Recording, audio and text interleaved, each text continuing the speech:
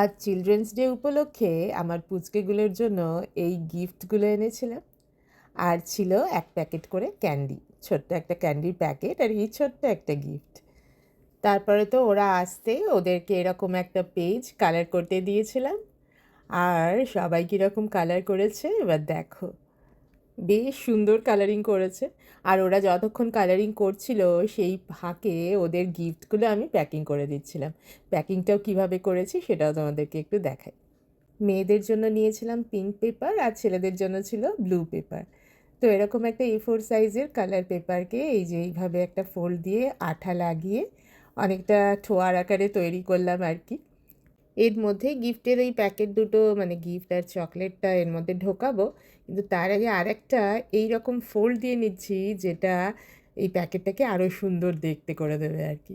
দেখো কিভাবে এই যে প্যাকেটের উপর লিখছি। আর আমারও মনে হচ্ছে আমরাও ছোটোবেলায় কত মজা করেছি, এই শিশু দিবস উপলক্ষে কত পালন করেছি আর কি দিনটা।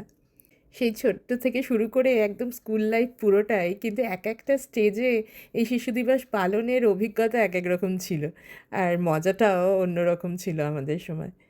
এবার তোমরাই বলো গিফট প্যাকটা কেমন দেখতে হয়েছে। আর এবার এইগুলো চলে যাচ্ছে আমার পুচকুগুলোর হাতে।